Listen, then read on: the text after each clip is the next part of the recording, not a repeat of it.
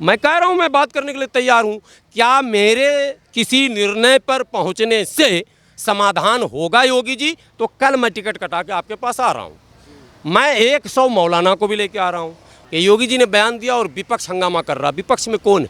एक ओवैसी को आप हटा दीजिए तो बाकी सब तो हिंदू ही है। ओवैसी तो कह रहे हैं मुस्लिमों के पैरोकारी हमें, विपक्ष में बात ही हमारी सुनी जाएगी, मुसलमान ही हमारे साथ। नहीं, मुसलमान की कह रहे अब तो आपको अपनों के साथ आना चाहिए। अब तक समाजवादी, कांग्रेस, बहुजन सबको वोट दे लिया, अब मुसलमान को मुसलमान चुनना चाहिए, इसलिए वो आपकी पैरोकारी कर रहे हैं। नहीं, उससे क्या हो जाएगा? विपक्ष जब शब्द आएगा तो पहला नाम कांग्रेस का आएगा। विपक्ष जब शब्द आएगा तो पहला नाम सपा का आएगा। विपक्ष जब शब्द आएगा तो टीएमसी का आएगा। विपक्ष जब शब्द आएगा तो एनसीपी की आएगा, बीएसपी का आएगा। विपक्ष का मतलब बहुत आखिरी में, बहुत दूर जाके कहीं एमआईएम का नाम आएगा। नमस्कार, स्वागत है आपका हेडलाइंस इंडिया पर। मैं हूं नवीन चौहान। लगातार ज्ञानवापी का मुद्दा चर्चाओं में है, खूब बहस हो रही है, मामला कोर्ट में है, एएसआई सर्वे की भी बात हो रही है, लेकिन मुस्लिम पक्ष अड़ा हुआ है कि इससे मस्जिद पर नुकसान होगा। उसके बाद अब उत्तर प्रदेश के मुख्यमंत्री योगी आदित्यनाथ का पहली बार स्टेटमेंट इस पूरे मसले पर आया है। उन्होंने कहा है कि ज्ञानवापी को मस्जिद ना कहा जाए, इससे विवाद होगा, बैठकर बातचीत से हल निकल सकता है अगर वो चाहें तो। इस पर तमाम जो नेता हैं वो अब लगातार खिलाफ खड़े हो गए कि इस पूरे मामले को योगी आदित्यनाथ लगातार प्रभावित करना चाह रहे हैं, इसलिए ऐसे स्टेटमेंट आ रहे हैं। कई मौलाना भी इसके खिलाफ खड़े हो चुके हैं। ऐसे में क्या मुस्लिम पक्ष को बैठकर बातचीत करनी चाहिए या मुद्दा कोर्ट में है और इसी तरीके से चलता रहना चाहिए? इसी पर बातचीत करने के लिए हाफिज गुलाम सरवर जी हमारे साथ मौजूद है, जो बहुत बेबाकी से बोलते हैं, बिना लाग लपेट के अपनी बात को बोलते हैं। उन्हीं से बातचीत करते हैं। गुलाम हाफिज सरवर जी, बहुत स्वागत आपका हेडलाइंस इंडिया पर। कल आपने सुना होगा, पहली बार, मुद्दा तो कई सालों से लगातार कोर्ट कचहरी में है, वाराणसी में भी चर्चा हो रही है आम जनता के बीच, मौलानाओं के बीच, लेकिन पहली बार उत्तर प्रदेश के मुख्यमंत्री ने ये स्टेटमेंट दिया। इसको आप कैसे देखते हैं? क्योंकि आप एक हाफिज भी हैं, लगातार मुस्लिमों की पैरोकारी भी करते हैं, आप इस पूरे स्टेटमेंट को कैसे देखते हैं? देखिए, मैं भारतीय हूं और भारतीयों की पैरोकारी करता हूं। मैं भारतीय संविधान पर आस्था रखने वाला हूं और संवैधानिक व्यवस्था को बनाए रखने का प्रबल समर्थक हूं। जो लोग धार्मिक दृष्टिकोण से देखते हैं या बोलते हैं, उनका व्यक्तिगत, उनकी निजी राय वो हो सकती है। बहैसियत भारतीय के जब आप बोलेंगे तो आप संवैधानिक बोलेंगे। आदरणीय मुख्यमंत्री उत्तर प्रदेश योगी आदित्यनाथ जी ने जो बयान दिया है, वो बयान जिस पद पर वो हैं एज ए योगी, वो इससे भी कुछ ज़्यादा बोल सकते हैं, बोल भी रहे हैं लोग, और बोलने का अधिकार भी भारत में है। As a Sant, as a Hindu धर्म गुरु, वो बहुत कुछ बोल सकते हैं। लेकिन जब वो मुख्यमंत्री हैं तो वो मुख्यमंत्री केवल किसी हिंदू के नहीं हैं, बल्कि मुस्लिम, सिख, ईसाई, जैन, पारसी, आस्तिक, नास्तिक सब के, पूरे उत्तर प्रदेश के हैं। शपथ ली जाती है उसमें गोपनीयता बनाए रखने की, संवैधानिक व्यवस्था बनाए रखने की, तमाम चीज़ों की। सबसे बड़ी बात है कि निचली अदालतों के कई फैसले आ चुके, बाद में सुप्रीम कोर्ट और हाई कोर्ट सब उसमें लगभग इन्वॉल्व हो ही चुका। चूँकि मामला सुप्रीम कोर्ट आया था, सुप्रीम कोर्ट ने स्टे देने के बाद कहा आप हाई कोर्ट जाइए। हाई कोर्ट भी अब कल फैसला सुना ही देगा। तो मुख्यमंत्री जी को हाई कोर्ट के उस संभावित फैसलों की प्रतीक्षा करनी चाहिए थी। ये समय से पहले दिया गया बयान कहा जाएगा, और इस बयान से एक वो इशू जिसको दोनों पक्ष ये चाहते थे कि अदालत में ही हल हो, वो फिर सड़क पर, वो अदालत से बाहर हल नहीं हो सकता। हम लगातार खूब बातें सुनी कि भाईचारा है, राम मंदिर के मुद्दे पर भी देखा, मामला सिर्फ कोर्ट में ही हल हुआ। चाहते तो बाहर हल हो सकता था। योगी साहब कह रहे हैं कि भाई त्रिशूल तो हमने नहीं रख दिया। अच्छा, आपने भी देखा होगा, अगर वहाँ नहीं जाकर देखा, तस्वीरों में तो देखा होगा, मंदिर की दीवारें दिखती हैं आपको कि नहीं? देखिए, कोर्ट दिखती है कि नहीं? मैं बता रहा हूँ, कोर्ट कमिश्नर बहाल किया गया था, पूरी वीडियोग्राफी हुई है, फोटोग्राफी हुई है, तमाम चीज़ें सामने आ गई हैं। ऐसे में वो सारी चीज़ें, सारे साक्ष्य न्यायालय के सामने रखे जा चुके हैं। दोनों पक्ष के वकील अपनी दलील भी रख रहे हैं और जो एविडेंस कलेक्ट हुए हैं उसे भी रखा जा रहा। न्यायालय पर आस्था सबकी होनी चाहिए। सवाल उठा रहे हैं ना कि ऐसी को, आप तो हाफिज हैं, आप तो लगातार दूर दराज भी जाते हैं, देश भर में भी आप घूमते हैं, हमने देखा है आपको, लोगों के बीच भी आप जा रहे हैं और कई मस्जिदों में जाकर नमाज भी पढ़ते होंगे और पढ़वाते भी होंगे निश्चित रूप से। किसी में त्रिशूल, गणेश जी, ऐसी फूल की आकृतियां कौन सी मस्जिद में आपने देखी? नहीं, ये आपका अपना सवाल, अपनी सवाल नहीं है। वहाँ पे जो फोटो आ रहे हैं, जो फोटो आ रहे हैं, मैं तो पूछ रहा हूँ। मैं कह रहा हूँ कि जो कुछ भी आया है वो तो माननीय न्यायालय के सामने रख दिया गया ना, तो कम से कम आपको हमको ये भरोसा तो करना ही चाहिए कि न्यायालय के समक्ष जब रख दिया गया है तो हमारे जो न्यायाधीश महोदय हैं वो सब कुछ देखेंगे ना। ऐसा तो नहीं कि वो एक पक्ष का सुनेंगे दूसरे का नहीं सुनेंगे, वो सब कुछ सुनेंगे, वो तमाम साक्ष्य देखेंगे और किसी नतीजे पर पहुंचेंगे, फैसला सुनाएंगे। आप कह रहे हैं सिर्फ कोर्ट ही रास्ता है, दूसरा कोई रास्ता नहीं है कि बाहर बैठ के बातचीत कर ली जाए कि चलिए भैया ऐसे भी हो जाए, आपसी भाईचारा प्रेम और ज़्यादा बढ़ेगा, या सिर्फ कोर्ट पे ही है, सिर्फ कोर्ट पे ही है? बहुत अच्छा सवाल आपका है, लेकिन इसका जवाब एकदम सुलझा हुआ। चाहे हिंदू पक्ष हो या मुस्लिम पक्ष हो, आपको आज बता दूं कोई एक मत नहीं है। जैसे अभी आपने एक बात कही कि योगी जी ने बयान दिया और विपक्ष हंगामा कर रहा, विपक्ष में कौन है? एक ओवैसी को आप हटा दीजिए तो बाकी सब तो हिंदू ही है। ओवैसी तो कह रहे हैं मुस्लिमों के पैरोकारी हमें, विपक्ष में बात ही हमारी सुनी जाएगी, मुसलमान ही हमारे साथ। नहीं मुसलमान की कह रहे अब तो आपको अपनों के साथ आना चाहिए, अब तक समाजवादी, कांग्रेस, बहुजन सबको वोट दे लिया, अब मुसलमान को मुसलमान चुनना चाहिए, इसलिए वो आपकी पैरोकारी कर रहे हैं। नहीं, उससे क्या हो जाएगा?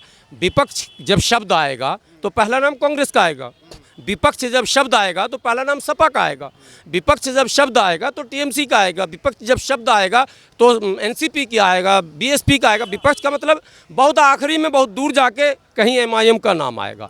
हाँ, ये अलग बात है कि पोलराइजेशन के इस दौर में ओवैसी साहब भी लगे हुए हैं कि हम एक पक्ष के नेता बन जाए, लेकिन समस्या का समाधान वहाँ भी नहीं है। पहले समस्या का समाधान समझिए। अगर टेबल पर बैठते हैं तो लीगली ऑथराइज्ड कौन है? मस्जिद कमेटी का जो केयर टेकर है, जो इंतज़ामिया कमेटी है, ऑथराइज तो वही है। अगर गुलाम सरवर ऑथराइज्ड हो तो मैं आपके कैमरे के सामने कहता हूं कि मैं अगर ऑथराइज्ड पर्सन होता तो इसको कोर्ट तक जाने नहीं देता, मैं वहीं मोहल्ले में हल करवा देता जो गांव में पंचायती होती है। लेकिन ऑथराइज्ड पर्सन कहां से गाइड होते हैं, किससे गाइड होते हैं? फिर उधर भी हिंदू पक्षों में भी नवीन जी आप नहीं हैं ऑथराइज्ड पर्सन, और मैं कह रहा हूँ योगी जी भी नहीं है, मुख्यमंत्री हैं, लेकिन लीगली वो उस मामले के लिए और वह बहैसियत मुख्यमंत्री वो कुछ भी आदेश कर सकते हैं, वो शासना आदेश हो सकता है उनका, लेकिन उस ज्ञानवापी की पैरवीकार जो लोग कर रहे हैं लीगल कोर्ट में जो पक्षकार हैं ऑथराइज्ड वही है। योगी जी चाहते तो इन दोनों पक्ष को इंडोर बैठा सकते थे, इतना तो सक्षम हैं योगी जी, लेकिन आप ऑन कैमरा बयान देकर मुसलमानों को आह्वान कर रहे हैं कि आपको आगे बढ़कर बात करनी चाहिए। मैं कह रहा हूं मैं बात करने के लिए तैयार हूं। क्या मेरे किसी निर्णय पर पहुंचने से समाधान होगा योगी जी? तो कल मैं टिकट कटा के आपके पास आ रहा हूं। मैं 100 मौलाना को भी लेके आ रहा हूं, मगर मैं कह रहा हूँ 1000 मौलाना भी अगर योगी जी के पास चले जाएं और वो कह दें मैं छोड़ दिया। 1000 मौलाना देवबंद में जाकर उसके खिलाफ हल्ला तो खूब मचा सकते हैं, लेकिन 1000 मौलाना इकट्ठा होकर उस कमेटी को अपने साथ लेकर मुख्यमंत्री के पास क्यों नहीं जा सकते? नहीं, मुख्यमंत्री जी स्वयं क्यों नहीं बुला सकते हैं? कमेटी को बुला रहे हैं, आह्वान तो कर रहे हैं कि आइए ना भैया, आइए भैया साहब। कमेटी को जाना चाहिए। मैं शुरू से इस बात का पक्षधर रहा हूँ कि इस देश में हिंदू मुस्लिम सिख ईसाई यानी धार्मिक नाम पर अगर हम लड़ाई लड़ेंगे और रेखा खींचेंगे तो जो लड़ाई असल है इस देश की आज भी असल लड़ाई जो है वो रोज़ी रोटी, पढ़ाई लिखाई, दवाई, कमाई, सड़क, बिजली, पानी है। आम लोगों का मुद्दा है, सबको चाहिए बिजली, सबको चाहिए, हिंदू मुस्लिम सिख ईसाई जैन पारसी गरीब अमीर सबको, पानी सबको चाहिए, रोज़ी रोटी सबको चाहिए, पढ़ाई लिखाई सबको चाहिए, बीमार पड़ेगा तो स्वास्थ्य दवाई सबको चाहिए। लेकिन मंदिर और मस्जिद के बगैर, मंदिर के बगैर हिंदू भी जी सकता है और मस्जिद के बगैर मुसलमान भी जी सकता है, मगर खाने के बगैर इंसान नहीं जी सकता है। मुद्दा ये है। अब हम इस मुद्दे से हटकर लड़ाई कहाँ कर रहे हैं? मेरा मंदिर मेरा मस्जिद, मेरा मंदिर मेरा मस्जिद। हमें ये कहना है, मैं मुसलमानों से भी कह रहा हूँ और मैं हिंदू पक्षों से भी कह रहा हूँ, आइए ना, बैठिए ना साहब, कौन रोक रहा? और सरकार चाले, स्वर्गीय अटल बिहारी वाजपेयी जी के समय में अयोध्या के डिस्प्यूट को लेकर दोनों पक्षों को बुलाया गया था। वो कहानी आपको याद होगी। वार्ता का दौर चला, विफल हो गए, कई प्रलोभन भी दिए गए वार्ताकारों को कि कहीं प्रभाव में ही आकर कर लीजिए।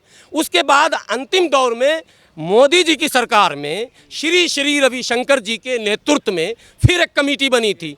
मैं आज ऑन कैमरा कह रहा हूँ, हमारा संगठन इस पक्ष में था कि सकारात्मक बातें हों और हम श्री रविशंकर जी से मिलने बंगलौर तक गए, लेकिन पता चला कि हम ऑथराइज्ड नहीं हैं। वो जो लड़ रही थी ना बाबरी मस्जिद एक्शन कमेटी, वही ऑथराइज थी और वो काबू में नहीं आ रही थी। अब एक बड़ी बात मैं कह रहा हूँ, वो काबू में आ नहीं रही थी। कैसे नहीं आ रही थी, क्यों नहीं आ रही थी, इसका मतलब कि उसके पीछे भी एक ताकत खड़ी थी और इसके पीछे भी एक ताकत खड़ी थी। वरना ऐसा कैसे होगा कि सरकार भी चाहे। ताकत है जो अभी आमने सामने बैठने से इनकार कर रहे हैं कि लंबा चलता रहे, खिंचता रहे और इससे दुकानें चलती रहे। मैं साफ साफ पूछ रहा हूँ। यस यस यस यस, एक अदृश्य ताकत है, एक अदृश्य लोग हैं जो हैंडल करते हैं। उनको मज़ा आता है हिंदू मुस्लिम की लड़ाई में, उनको मज़ा आता धार्मिक उन्माद फैलाने में, उनको मज़ा आता टोपीदारी और टीका और चंदन पर कमेंट करने का। लड़ाई न दाढ़ी की है न चोटी की, लड़ाई है देश में रोटी की। लेकिन हम इसको लेकर जाते हैं हिंदू मुस्लिम सिख ईसाई आस्तिक नास्तिक अगड़ा पिछड़ा, ये वो मुद्द दिया, ये कर दिया वो कर दिया, दलित है अपर कास्ट है ब्राह्मण है, ये लगातार उलझाए रहो नॉन इश्यूज़ पर। ये इश्यूज़ नहीं है, नॉन इश्यूज़ हैं। जो इश्यूज़ हैं उस पर हम बात करने को तैयार नहीं हो पाते। हमारे राजनेता ईमानदार नहीं हैं और हमारे धर्म गुरु भी, मैं बड़ी बात कहने जा रहा हूँ, जो कथित तौर पर मुसलमानों के या हिंदुओं की अगुवाई करने का दम भरते हैं, जो अग्रिम पंक्ति में अपने आप को खड़ा बताते हैं, वो भी समाधान के प्रति कभी भी ईमानदार नहीं है। वरना ये कोई बड़ी समस्या नहीं है। हिस्टोरिकल डिस्प्यूट हो या पॉलिटिकल डिस्प्यूट हो या सोशल डिस्प्यूट हो, अगर हम चाह लेंगे कोई ऐसी समस्या नहीं है जिसका समाधान नहीं है समाधान। लेकिन समाधान ढूंढने के लिए ईमानदार होना, निष्ठावान होना और खुले दिल का खुले मन का होना ज़रूरी है। इसलिए मैं फिर कह रहा हूँ, योगी जी को ये बयान नहीं देना चाहिए था। बयान से बेहतर था उनको ध्यान देना चाहिए था। बयान नहीं, ध्यान। आपको ईश्वर ने पावर दिया, ताकत दिया। सत्ता जो है भगवान की ताकत के बाद, अल्लाह की ताकत के बाद, ईश्वर की ताकत के बाद सबसे बड़ी ताकत सत्ता की है।